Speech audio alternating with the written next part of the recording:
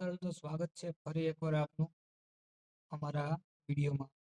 મિત્રો, આજે આપણે વાત ગુજરાત ગૌણ સેવા પસંદગી મંડળ, જેમાં વિવિધ ભરતીઓ આવેલી છે તેના વિશે. ગ્રુપ એ થી ગ્રુપ બી સુધીની વિવિધ ભરતીઓ, ક્લાસ 3ની. તો જાણી લઈએ ગ્રુપ એમાં કઈ કઈ ભરતી છે.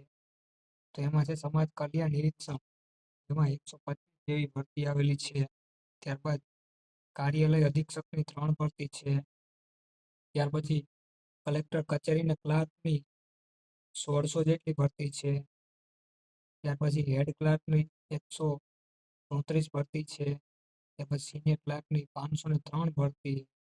આમ ટોટલ તમે જોવો તો 2365 જેટલી ભરતી જે છે ગુજરાત સરકાર દ્વારા ઓજસની વેબસાઇટ ઉપર એનું નોટિફિકેશન આવી ગયું છે.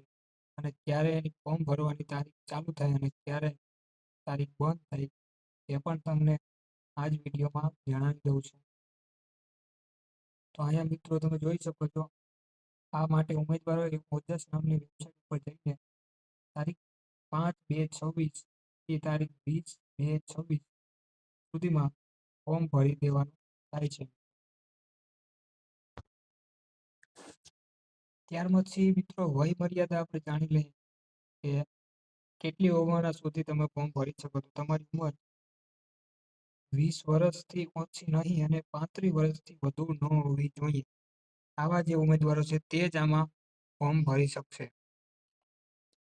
ત્યાર પછી મિત્રો સામાન્ય વર્ગના મહિલા ઉમેદવારો, અનામત વર્ગના પુરુષો તથા મહિલા ઉમેદવારો તેમજ માજી સૈનિક અથવા તો દિવ્યાંગોને નીચે મુજબ છૂટછાટ મળવાપાત્ર છે. જેમાં સામાન્ય કેટેગરીના મહિલા ઉમેદવારને 5 વર્ષની છૂટછાટ મળે છે.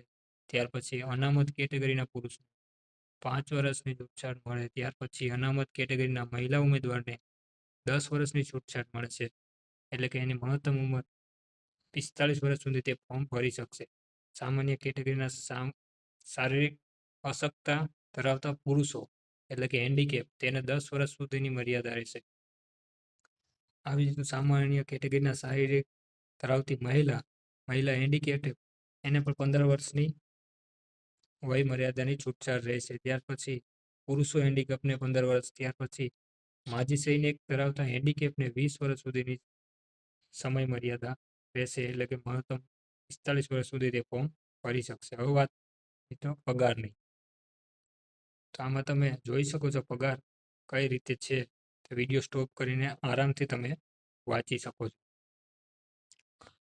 તો જેમાં ક્રમ નંબર 1 ઉપર જે છે હેડ ક્લાર્ક, તેનો પગાર છે મિત્રો 40,800.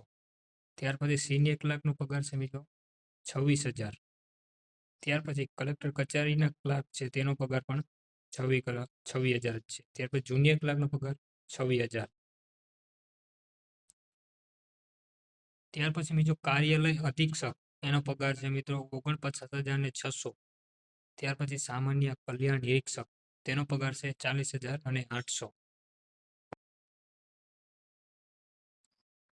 ત્યાર પછી મિત્રો ફોર્મ ભરવા માટે તમારે સામાન્ય વ્યક્તિ માટે 500 રૂપિયા ફી છે અને અનામત વાળા વ્યક્તિ માટે 400 રૂપિયા ફી પણ છે.